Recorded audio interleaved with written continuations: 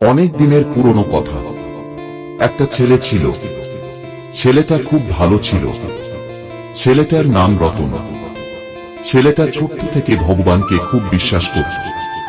গ্রামে তার অনেকটাই বন্ধু ছিল। তারা একসঙ্গে ঘুরতো ফিরতো, স্কুলে যেত। ছোট্ট থেকেই রতন কালী মাকে পুজো করত, ভগবান শ্রীকৃষ্ণকে পূজা করত, ভগবান শিবকে পূজা করত। রতন সবাইকেই ভালোবাসত, সবাইকেই পুজো করত। রতনের মনে কোন অহংকার ছিল না। আগে বেশি টিভি ছিল না, তাই কোথাও টিভি চললে তাদের বন্ধুদের সঙ্গে রতন দেখতে যেত। রতন যে ভগবানকে বিশ্বাস করত, কিছু কিছু লোক হিংসা করত, আরে রতন এসব পুজো করে কি লাভ, কিছুই হবে না। রতন ও বলতো, আরে ভাই কি করব, ভগবানকে বিশ্বাস করি তাই পুজো করি। রতনকে মাঝে মাঝে অনেক কিছু বলতো ওর বন্ধু বান্ধব, কিন্তু রতন অতটা কেয়ার করে নিত না বা মনে করত না। রতন ভাবত, বন্ধু বান্ধব বলেছে, ভাই বেরাদার বলেছে, আমার কি হবে, আমি ভগবানকে বিশ্বাস করি, আমি করব, আমার কিছুই হবে না। রতন সেটা মনে মনে ভাবত। রতন চলতে ফিরতে ঘুরতে ওদের সঙ্গে স্কুলে যেত, কিন্তু রতনের মনে সব সময় ভগবানের নাম জপ করত বা ভগবানকে ডাকত মনে মনে। ওরা সেটা জানত না বা রতন বলতো না। হঠাৎ একদিন রতনদের বাড়ি থেকে 2 কিলোমিটার দূরে একটা বাড়ি আছে। রতনদের বন্ধুরা শুনতে পেয়েছে যে সেই বাড়িতে আজ রাতে ভিসিআর চলবে।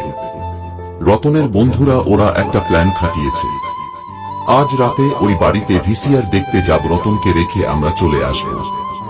সেটা রতন জানত না। রতনের বন্ধুরা বলল, রতন আজ ওই বাড়িতে ভিসিআর চলবে, আমরা দেখতে যাব। রতন বলল, ঠিক আছে ভাই, কখন যাচ্ছিস? ওরা বলল, রাত 8টার দিকে যাব। রতন বলল, ঠিক আছে।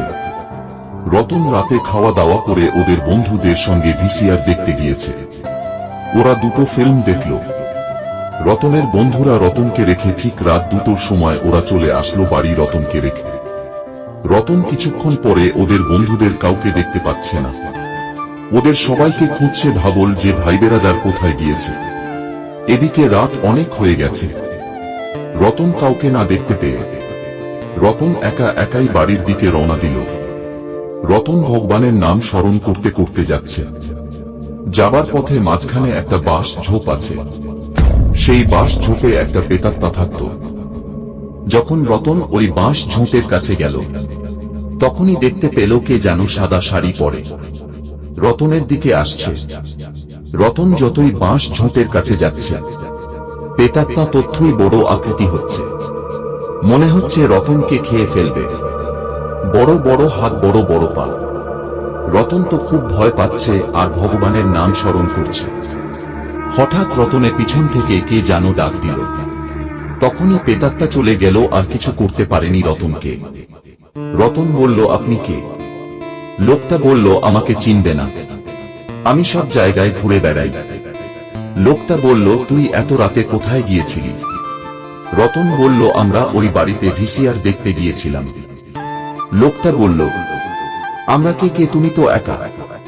রতন বলল, আমাদের ভাই বেরাদার আমাকে রেখে ওরা চলে গিয়েছে বাড়ি, আমাকে একা রেখে। ঠিক আছে রতন, তোমার কোনো ভয় নেই, আমি ও তোমাদের বাড়ির পাশ দিয়ে যাব। রতন আর সেই লোকটা কথা বলতে বলতে যাচ্ছে, কিন্তু রতন বুঝতে পারছে না যে লোকটাকে। রতন দেখতে পাচ্ছে যে লোকটাকে এতটা সুন্দর লাগছে, এরকম মানুষ কখনো রতন দেখেনি। লোকটার হাতে ছিল একটা বাঁশি। লোকটা এত সুন্দর কথা বলছে, রতন শুধু শুনেই যাচ্ছে, কিছু বলতে পারছে না। রতনদের বাড়ি চলে এসেছে। লোকটা বলল, রতন বাড়ি চলে এসেছে, তুমি বাড়ি যাও, আমি আসি। যখনই বলল আসি, তখনই লোকটা অদৃশ্য হয়ে গেল। যখনই লোকটা চলে গেল, তখন রতন বুঝতে পারল যে ভগবান আমাকে ওই বিপদ থেকে বাঁচিয়েছে। তোমরা সবাই বিশ্বাস করো আর মনে মনে ভগবানকে ডাকো, তোমাদের ও কখনো বিপদ হবে না।